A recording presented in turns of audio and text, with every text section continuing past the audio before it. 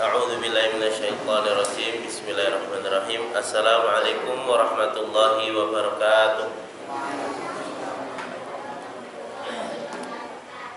Alhamdulillah wassalatu wassalamu ala Rasulillah wa ala alihi wa ashabihi wa man tabi'ahu bi ihsani ila yaumiddin. Amma ba'du. Para hadirin, Bapak Ibu, adik-adik sekalian yang rawuh ingkang dimuliakan Allah Subhanahu wa taala. Pada kesempatan yang berbahagia ini kita kembali lagi diberikan kesempatan kemudahan untuk berkumpul di tempat yang mulia dan tempat yang kita harapkan dari sinilah kita akan masuk surga. Para hadirin, kita akan melanjutkan pengajian tafsir kita. Kemarin sempat menyinggung tafsir surat Al-Mudaththir. Karena itu pada kesempatan yang berbahagia ini kita akan kembali lagi menyelesaikannya. Jamaah yang kula muliakan, bagaimana kita beriman sementara kita belum bersaksi? Bagaimana kita bersaksi sementara kita belum pernah melihat zat yang pernah kita saksikan? Panjenengan syahadat pun nate wujude Allah dereng ngertos. Bagaimana kita ingin mengingat Allah sedangkan kita belum mengenalnya? Bagaimana kita mengenalnya sementara kita belum pernah melihatnya? Oleh karena itu, bagaimana kita melihatnya sementara kita belum tahu? Bagaimana kita belum tahu sementara kita tidak pernah belajar atau tidak mengilmuinya? Maka ilmu ini adalah kunci yang membedakan antara manusia dengan manusia yang lainnya.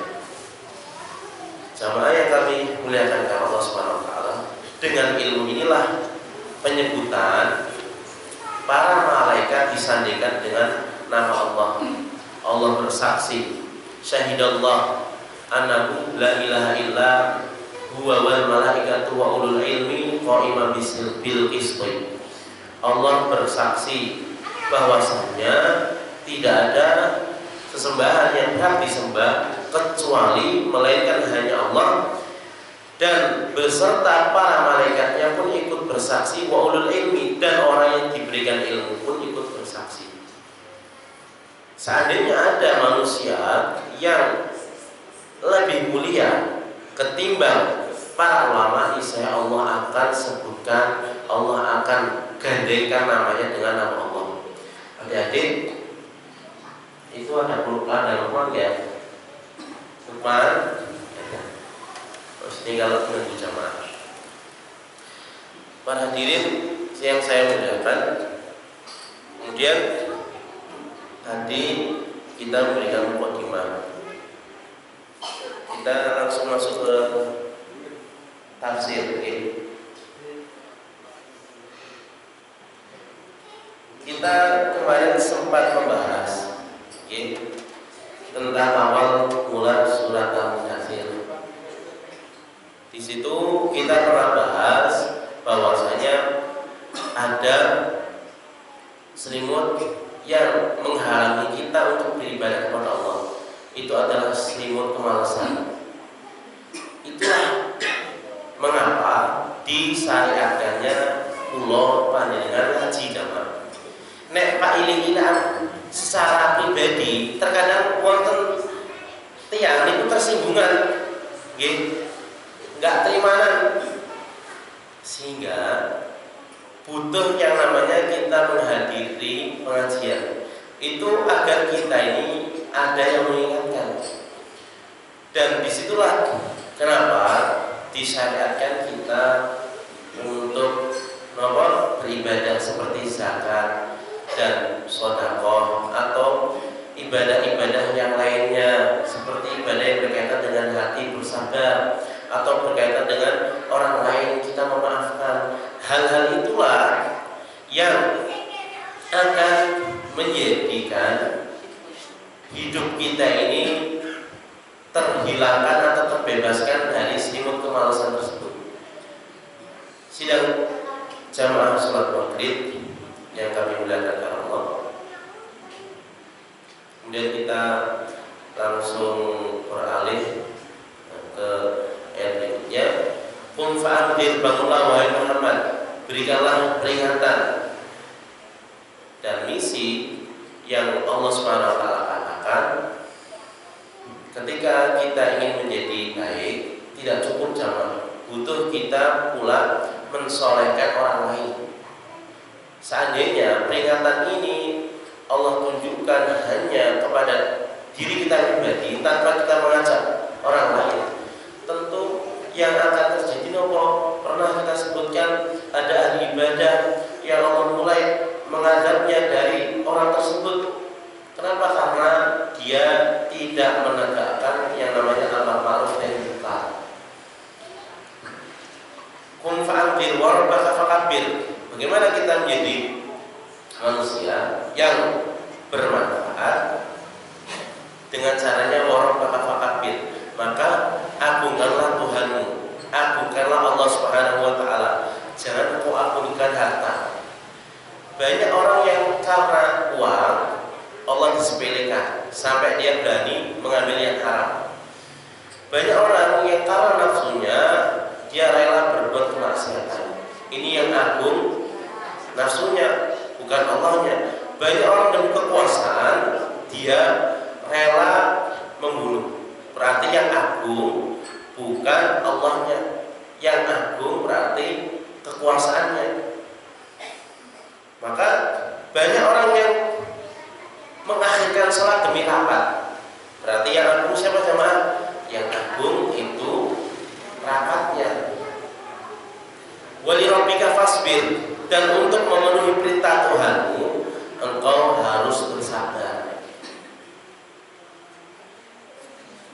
Kita di dalam menunaikan perintah-perintah Allah ini pasti banyak yang namanya godaan, banyak yang namanya ujian.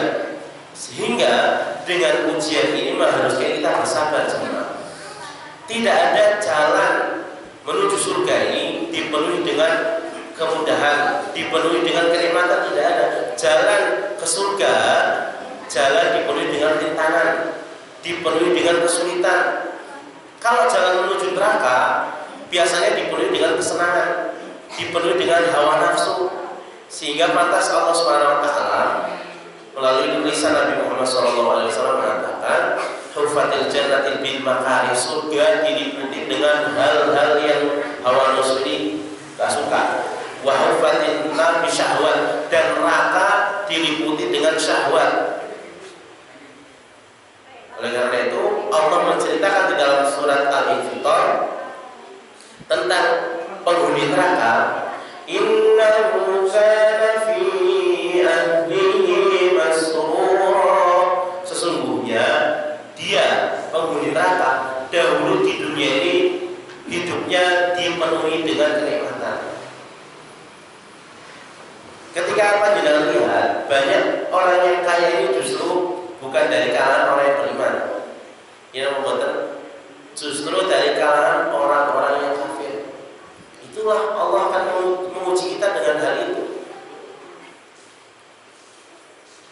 Fa'idha nuqira fin naqur, dan apabila sangkakala ditiup, dari situlah kehidupan manusia itu akan diakhiri.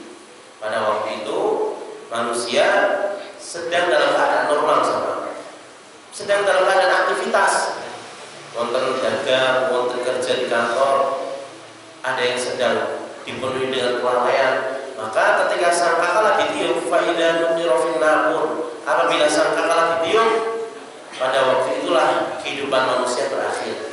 Dan jamaah yang kami muliakan oleh Allah Subhanahu wa taala, ini ada sebuah kitab yang menerangkan awal penciptaan makhluk itu. Di sini disebutkan yang pertama dari atasnya Nur Muhammad Sallallahu Alaihi Wasallam. Kemudian dari sebelah kirinya di situ disebutkan Arsy diciptakan setelah Nur Muhammad berusia 4.000 tahun. Kemudian hakikat Muhammad, kemudian Ruh, An-Nur, pena dan Di situ ada rentetannya. Kemudian di situ saripati alam semesta, asal muasal makhluk. Nah, mulailah dari sini diruntuh jamaah. Semua roh manusia atau roh qudsi di alam lahut negeri asal manusia. Ada di situ roh sultan di alam jabarut. Dalam Al-Baqarah mengatakan roh sirani ada di alam malakut. Kemudian roh jasmani di alam mulk, dan yang terakhir, yang kelima, jasad manusia. Ini adalah alam terendah. Jadi itu semua ini konten proses-prosesnya.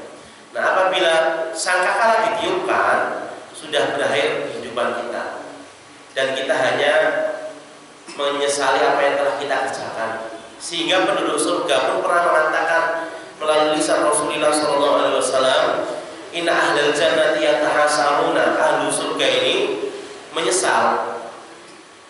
1 menit saja waktu yang dahulu mereka hidup di dunia tidak digunakan untuk ibadah, mereka menyesal. Inna ahlul jannati yatahasaruna sa'atan lam yadhkuri ismallah. 1 menit saja mereka di dunia menyesal. Kenapa dahulu kami waktunya tidak kami manfaatkan dengan semaksimal mungkin, dengan sebaik mungkin. Jamaah yang kami muliakan karena Allah, kita semua diberikan nikmat penglihatan, nikmat mata, nikmat mulut, dan nikmat-nikmat yang lainnya. Maka terkadang kenapa kita ketika disuruh untuk membaca Al-Quran, terkadang kita keberatan.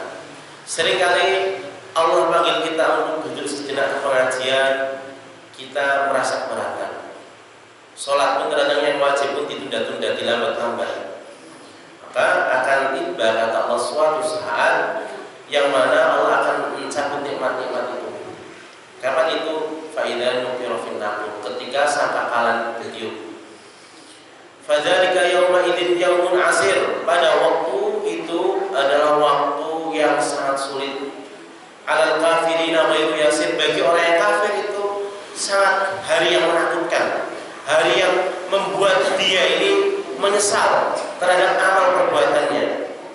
Maka para hadirin, kalau kita ingin nyaman di akhirat, lebih baik sekarang kita bercapek-capek terlebih dahulu, berletih-letih terlebih dahulu. Kalau kita ingin sengsara di akhirat, maka kita lebih baik bersenang-senang sekarang. Nanti kita akan menuai hasil yang kita kerjakan. Jamaah yang kami muliakan Allah, di ayat yang ke-11 yang belum pernah kita bahas, Allah mengatakan, "Dzarni wa man khalaqtu wahida." Biarkanlah aku yang berbuat, wa man khalaqtu wahida, yang aku sendiri menciptakannya. Ini ayat ini berkenaan dengan Walid bin Mughirah.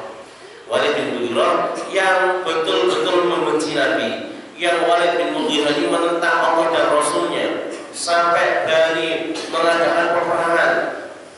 Dan ini juga di dalam tafsir itu disebutkan jazaul a'immatul kufur, balasan bagi pemimpin yang menentang agama Allah Subhanahu wa taala. Jamaah yang kami muliakan Allah, suatu ketika Walid bin Mughirah mendengar Al-Quran ini dibacakan. Akhirnya Walid bin Mughirah ini mengatakan, wa innahu lahalawah, Al-Quran itu yang dikatakan Muhammad itu ada rasa manisnya. Wa inna alaihi laqala, orang yang mendengarnya itu pasti akan terlena. Wa inna min a'lahu lamuthmir, dilihat dari redaksi bunyi ayatnya itu semuanya indah, berbuah semua. Maka ketika Walid bin Mughirah mengatakan hal demikian, dia ini hampir beriman sama. Dia ini tahu ahli syair, perkataan ini tidak mungkin bisa dikatakan oleh manusia biasa.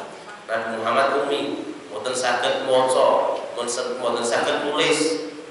Akhirnya terdengar perkataan Walid bin Mughirah terdengar oleh Abu Jahal. Maka Abu Jahal mendatanginya, wahai Walid bin Mughirah, jangan sampai kamu mengetahui engkau ini beriman kepada Muhammad. Aku akan berikan engkau harta yang sangat banyak. Maka kata Walid, bukankah tidak ada orang yang paling kaya di tempat ini kecuali aku, dan aku orang yang paling ahli syair di antara kalian, sajaannya, dan aku mengetahui syair-syair seluruh orang penduduk Mekah. Maka kata Abu Jahal, maka katakanlah perkataan yang membuat kaum ini percaya bahwasanya kau tidak beriman dengan Muhammad. Maka innahu faqar wa qaddar, dia berpikir terus, faqutila kaifa qaddar, maka ia celakalah, alangkah celakalah dia dengan ketentuannya, penetapannya.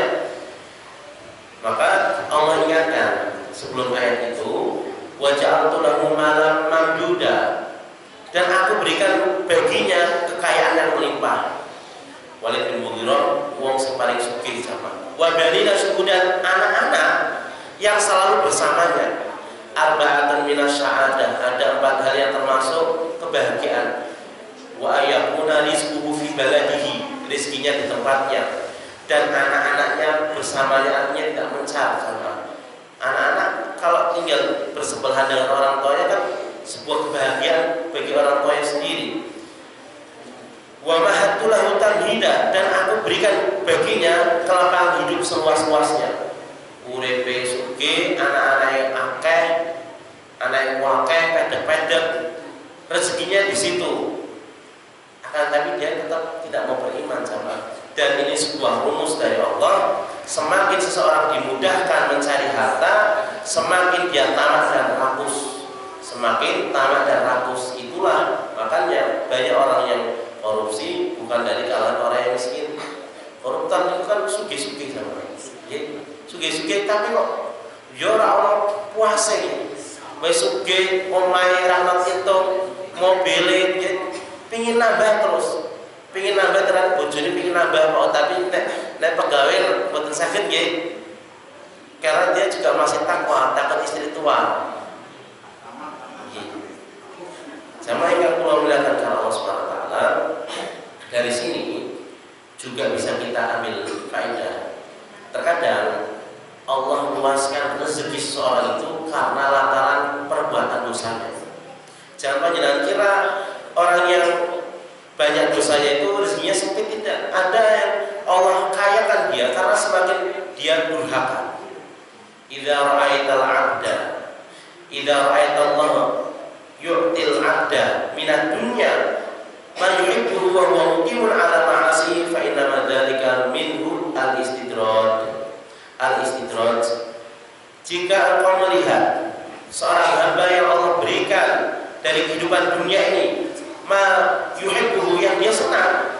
Kita semua nggak ada yang benci harta, kecuali para wali-wali Allah itu panjenengan membaca biografi mereka itu sungguh sangat luar biasa. Karena mereka kehidupannya nggak ada HP, setiap langkahnya berzikir terus kepada Allah, dekat kepada Allah, hatinya itu mereka sudah betul-betul dekat dengan Allah. Sehingga para ulama terdahulu, kiai-kiai zaman tahun 80-an itu dongane mandi-mandi sama, dan lebih dihormati. Dan sekarang kiai hanya lapor gitu. Kiai ini Indonesia ada kiai selamat. Jangan ingat kalau melihat Allah diberi dari dunia yang kita cintai, dan dia dalam keadaan senang berbuat maksiat, itu adalah istidraj. Artinya nanti suatu saat dia akan ditunda azabnya, akan diulur ketika sudah tetap sudah takdirnya dia akan diazab, maka dia akan Allah hancurkan binasakan. Makanya jangan panjenengan kait-kaitkan rezeki ini dengan ibadah. Rezeki pun wonten jatahnya. Ibadah juga tidak ada kaitan dengan rezeki. Wonten ibu-ibu Ustaz, kalau mendino maca Yasin, sholat duha, tapi kok rezekinya kok sisa lagi. Itu nggak ada kaitannya, cuma kaitannya rezeki dengan ibadah adalah rezeki itu ketika ditambahi dengan kita ibadah mendekatkan diri kepada Allah akan semakin berkah, hidupnya akan semakin nyaman, tenang. Tapi ketika rezeki itu panjenengan jadikan untuk jalan satu-satunya yang akan memperlancarkan rezeki, dan panjenengan yakin dari situ, dan itu juga termasuk bukan keikhlasan. Sholat duha rezeki lancar. Sholat duha niatkan untuk mensyukuri nikmat Allah saja. Setiap persediaan itu kan diwajibkan kepadanya sedekah, dan itu cukup sholat 2 rakaat sholat duha. Dikhawatirkan man kana yuridul hayatud dunya wa zinataha nuwaffi ilaihim a'malahum wa hum fiha la yubkhasun. Ulaika laysa lahum fil akhirati illa nar wa habita ma sana'u wa batilu ma kanu ya'malun. Dikhawatirkan barang siapa yang menginginkan kehidupan dunia beserta perhiasannya, aku akan berikan kepadanya, akan tapi di akhirat dia tidak akan kebagian. Amalnya hapus, dia di akhirat kebagiannya hanya ulaika laysa lahum illa nar, kebagiannya api neraka jahanam. Wal iyadu billah. Kemudian Allah katakan di ayat yang ke-17, kalla innahu kana li ayatina 'anida. Ketika dia wa banina suhuda wa mahattu lahu tamhida tsumma yaqma'u azid, anak-anaknya selalu menyertainya, diberikan kehidupan seluas-luasnya. Tsumma yaqma'u azid, dia tamak, ingin ditambah terus. Apa kata Allah di ayat 17-nya? Kalla, tidak akan aku berikan apa yang kau inginkan. Innahu, karena dia kana li ayatina anida, dahulu dengan ayat-ayat kami ini menentang. Anida niku julukan sing wong ngeweng sama sing kandhane nang salat ora gelem salat. Iki julukannya anida. Saurhiquhu sa'uda, dan aku akan membebaninya dengan pendakian yang membahayakan, yaitu neraka jahanam. Sauslihi saqar, ini adalah nasib orang yang tertipu dengan hartanya, yang dia hatinya dipenuhi dengan kesombongan. Dia akan aku masukkan ke dalam neraka saqar. Wa ma adraka ma saqar, tahukah engkau apakah neraka saqar? La tubqi wa la tadhar. Neraka saqar itu tidak meninggalkan dan tidak membiarkan, artinya seluruh tubuhnya ketika seseorang masuk ke dalam neraka saqar akan hangus tersisa.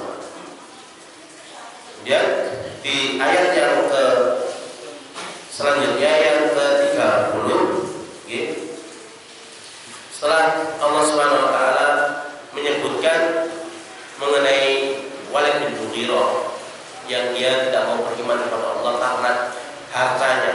Banyak orang yang tidak beriman itu lantaran harta, lantaran jabatannya, dan lantaran pengikutnya sama. Itulah yang menghalangi kita ini untuk beriman, karena gengsi, karena takut ketika dia mengikuti Nabi Muhammad SAW misalnya akan ditinggalkan oleh pengikutnya. Itu di antara sebab-sebab yang menjauhkan dia dari kebenaran. Kemudian di ayat selanjutnya, alaiha tis'ata asyar, penghuni atau penjaga neraka saqar itu ada 19 malaikat. Ketika Abu Jahal mendengar jumlah malaikat hanya 19, maka kata Abu Jahal, jumlah kita ini kan lebih banyak daripada yang disebutkan Muhammad. Malaikat hanya jumlahnya 19. Maka nanti ketika di akhirat katanya masuk neraka, kita akan meroyok malaikat itu. Dia menentang. Kemudian di ayat yang ke-30-nya, wa ma ja'alna ashaban nar, dan tidaklah kami jadikan penjaga neraka ini illa malaikat, kecuali malaikat sama. Wa ma ja'alna iddatahum illa fitnah, dan kami jadikan penyebutan itu sebagai ujian. Ujian untuk siapa? Lilladzina kafaru, untuk orang yang kafir. Liyastaiqina, untuk membuat yakin. Alladzina utul kitab, orang yang diberikan kitab. Ujian bagi orang kafir, membuat yakin bagi orang yang diberikan kitab. Wa yazdada alladzina amanu imanan, dan akan menambah keimanan bagi orang yang beriman. Wala yartabal ladzina utul kitab, imannya ditambah, tidak diberikan keraguan bagi orang yang diberikan kitab dan orang-orang yang mukmin. Wa liyaqul ladzina fi qulubihim maradun, dan orang-orang yang hatinya sakit dan orang-orang yang kafir yang mengatakan madza aradallahu bihadzal mathal, apa yang Allah maksud dengan permisalan ini? Kadzalika yudhillullahu man yasha wa yahdi man yasha, demikianlah Allah berikan maksud misal yang seperti ini, Allah sesatkan yang Allah kehendaki dan Allah berikan petunjuk bagi yang Allah kehendaki. Wa ma ya'lamu junuda rabbika illa hu, tidak ada orang yang mengetahui jumlah tentara-tentaranya Allah kecuali hanya Dia. Wa ma hiya illa dzikra lil bashar, itu hanyalah peringatan bagi manusia. Nah, kita akan bahas ayat ini. Sama yang tadi melihatkan Allah, penjaga malaikat itu bukan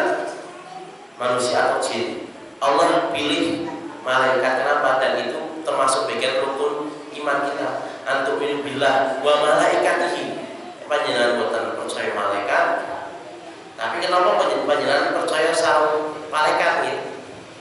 Nah, itu perkara yang nggak nampak, tapi kita rasakan ada pasti malaikat itu ada. Nek panjenengan beriman, yakin dengan itu, beriman kepada Allah, beriman dengan para malaikatnya. Dan suatu ketika Rasulullah SAW diisrokan sama Allah dan diperlihatkan neraka yang menjaga malaikat Malik itu tidak pernah senyum, mukanya geram sama angker, serem, sadis. Dan ketika malaikat Malik diseru, dipanggil oleh orang-orang yang menjaga neraka jahanam, ya Malik, yukhaffif anna minal azab, wahai Malik, ringankanlah kami dari azab. Maka malaikat Malik dengan raungan, dengan gemboran mereka baru menjawab panggilan mereka setelah 100 tahun. Ketika pekerjaan penghuni neraka ini hanya meminta diliburkan 1 hari saja dari adab, di Al-Quran diceritakan sedino bae pingin ngerasa libur dari siksaan. Soalnya sudah betul-betul mereka merasakan itu sangat-sangat sengsara, sangat-sangat tersiksa. Maka turunlah suara dari langit, fala nazidahum illa adzaba, tidaklah kami akan menambah kepada kalian kecuali rasa pedih yang kekal selama-lamanya. Para hadirin yang kula muliakan Allah Subhanahu wa taala, malaikat itu kenapa disifati alaiha malaikatun ghiladun? Di neraka itu ada malaikat yang sadis, ghiladun syadidun, sangat keras, la ya'suna Allah, tidak pernah sekalipun bermaksiat kepada Allah. Wa la ya'suna Allah ma amarahum, tidak pernah bermaksiat terhadap perintah Allah dan selalu nurut terhadap apa yang Allah perintahkan. Wa yu'maruna alaiha malaikatun ghiladun syadidun la ya'suna Allah ma amarahum wa yaf'aluna ma yu'maru, selalu melakukan apa yang diperintahkan Allah. Dan itulah sifat malaikat. Sampai ada sebuah hadis di surat Al-Mudaththir tadi, ayat ke berapa itu, ke-4 atau 5 kan lewat. Orang yang menegakkan dakwah itu dia wala tamnun tastakthir, dia tidak boleh mengharap yang lebih dari dakwahnya itu. Maka ada sebuah contoh kisah ketaatannya malaikat ketika Allah sebutkan akan dilemparkan, diseret ke neraka ini. Yang pertama siapa jamaah? Seseorang yang dia bersedekah, akan tapi sedekahnya itu tidak karena Allah. Seorang yang berjihad, seorang yang dia ahli membaca Al-Quran, qara'tuka fika, aku membaca ini karena engkau. Dia suaranya indah, kemudian dia dengan keindahan suaranya tersebut, dia ini mengajarkan Al-Quran ini, dia mengatakan aku membaca Al-Quran ini karena engkau, bersedekah karena engkau, berjihad karena engkau. Kata Allah, kadzabta dusta, engkau ini bersedekah diukur anak Jawa, dikatakan engkau bersedekah ini agar engkau ini dikatakan orang yang dermawan. Itu sudah semua orang sudah tahu dia orang dermawan. Fakhodil itu sudah terwujud, engkau di dunia sudah merasakannya. Orang yang dia berjihad agar dikatakan dia pahlawan, orang yang dia baca Al-Quran agar dikatakan dia qari. Itu semua sudah terrealisasikan. Akan tetapi Allah mendustakan semua amalnya. Kemudian tsumma ulqiya finnar, Allah perintahkan malaikat untuk menyeret dia, dilemparkan ke neraka. Dan neraka awal pertama kali dinyalakan untuk mereka semua. Malaikat yang protes, ya Allah, ini orang yang berjihad, ini orang yang bersedekah, ini orang yang membaca Al-Quran. Malaikat yang protes. Malaikat taat dengan apa yang Allah perintahkan. Dan itu menunjukkan salah niat sedikit saja melenceng, itu resikonya berat. Makanya niat itu sangat penting. Jamaah yang kami muliakan karena Allah, di sini disebutkan utul kitab, orang yang diberikan kitab. Bahkan pembagian orang kafir itu ada 3, orang yang kafir dan orang yang munafik. Orang yang munafik juga kafir, akan tapi dia menampakkan keimanan, sholat, pakai misalnya baju takwa, tapi hatinya dia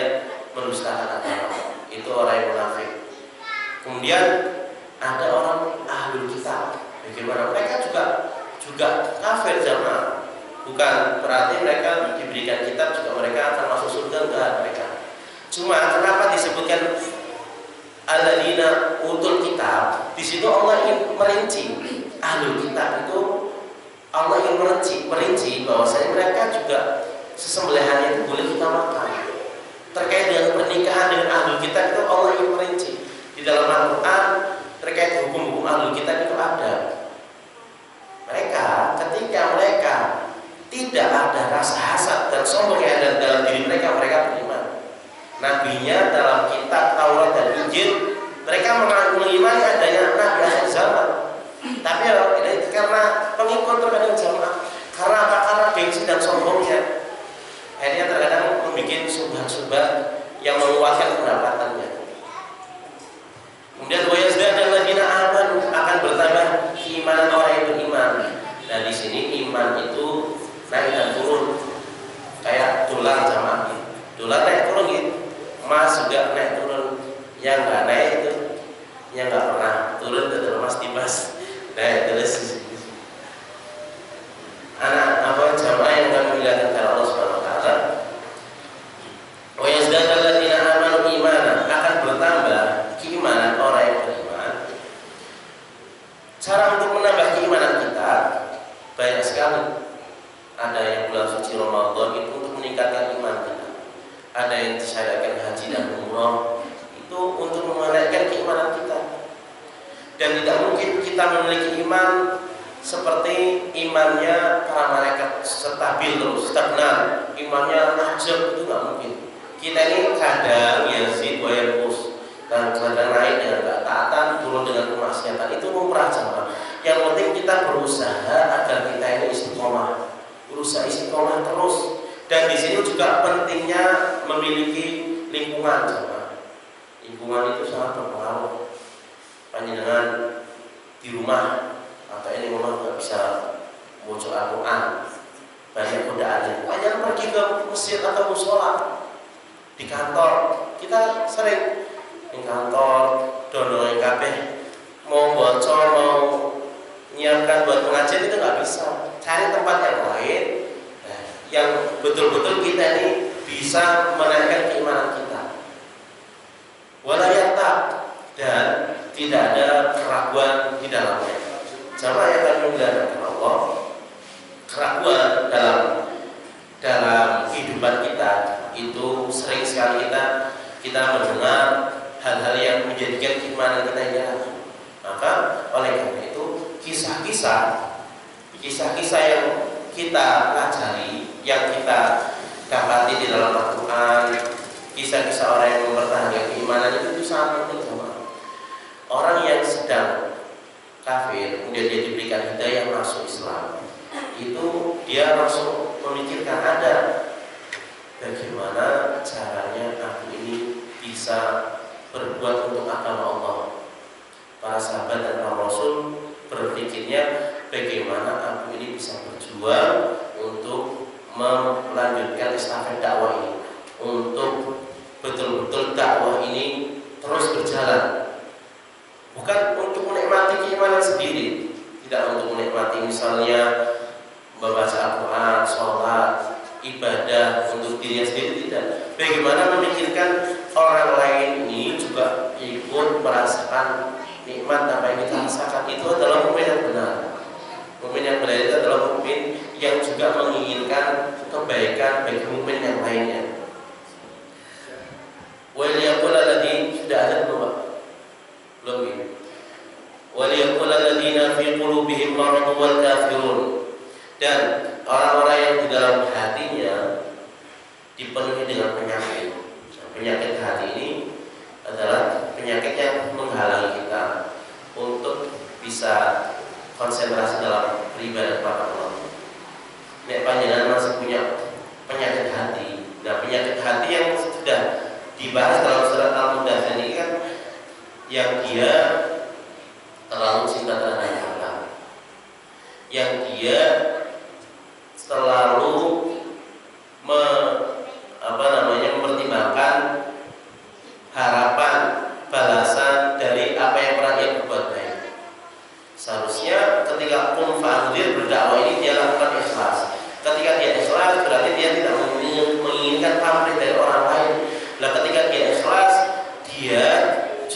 bisa lebih bersabar. Karena ikhlas ini sebuah tanda dan kunci kebahagiaan yang nomor satu sama. Panjenengan ikhlas, hatinya itu tenang. Panjenengan dimaki sama orang ikhlas, berusaha memaafkannya. Itu panjenengan sehingga tidak menyimpan beban dalam hidup. Hidup ini terasa berat ketika hati panjenengan simpan beban tersebut. Ini kayaknya sudah terdengar. Nih sebagai permisalan sebuah kamar yang dimasuki oleh tikus, padahal perkara yang sepele sama ini. Kamar dimasuki tikus cilik, tapi nek uang atine gak lama, atine cilik itu sudah menjadi masalah. Dia tersulo ribu sana sini. Gajah begini koyo ngopo, daleke ning lapangan gajah 1 tahun di lapangan. Itu kita lihat dari jarak 20 meter kelihatan kecil. Nah itu masalah itu seperti itu. Ketika panjenengan nyikapnya dengan hati yang tenang, tanpa ada penyakit hati, maka permasalahan itu akan mengecil. Tapi ketika permasalahan itu meskipun kecil disikapi dengan berlebihan, dengan hati yang tidak sehat, maka permasalahan itu akan menjadi besar dan dibesar-besarkan. Demikian para hadirin yang dapat kita bahas pada kesempatan yang berbahagia ini.